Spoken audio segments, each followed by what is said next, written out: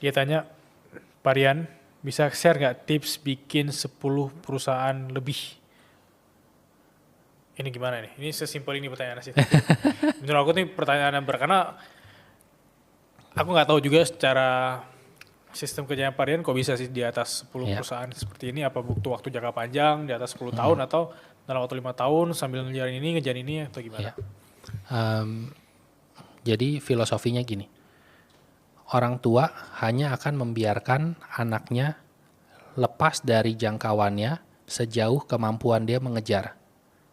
Sejauh Contoh, ya, ketika di rumah, ya udah terserah kamu mau jauh dari aku 10 meter, 20 meter. Tapi kalau di jalan raya, kita pegangin tangannya. Kenapa? Karena mobil bergerak segitu cepat. Dia lepas 1 meter, mobil tiba-tiba datang dari jarak pandang kita kejar 1 meter, kita nggak keburu ngambil. Kita hanya bisa mempercayakan kepada orang yang kita mau percayai seperti anak kita, semampunya kita untuk menyelesaikan masalah ketika mereka terbentur masalah.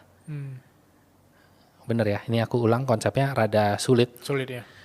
Kita hanya bisa mempercayakan orang sejauh kita mampu menyelesaikan masalah yang akan terjadi dari yang kita percayakan ke mereka.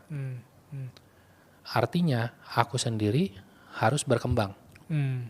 Ketika aku nggak punya personal branding yang bisa minta bantuan kepada beberapa orang yang aku kenal, jadi sekarang aku udah di tahap yang cukup nyaman. Aku mau buka perusahaan itu misalnya butuh modal 10M deh.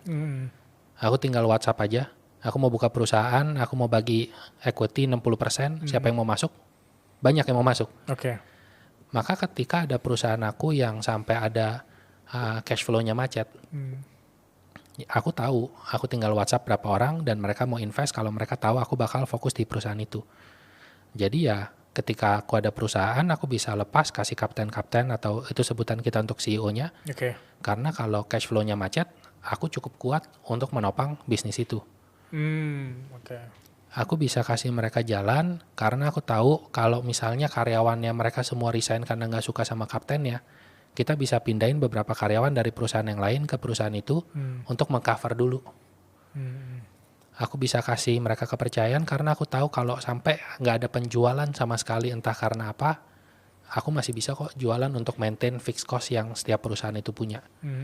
Jadi aku bisa buka lebih banyak perusahaan walaupun aku nggak hands on day to day, tapi aku tahu if all hell break loose terhadap satu bagian dimanapun, aku dalam kapasitas untuk mensolusikannya.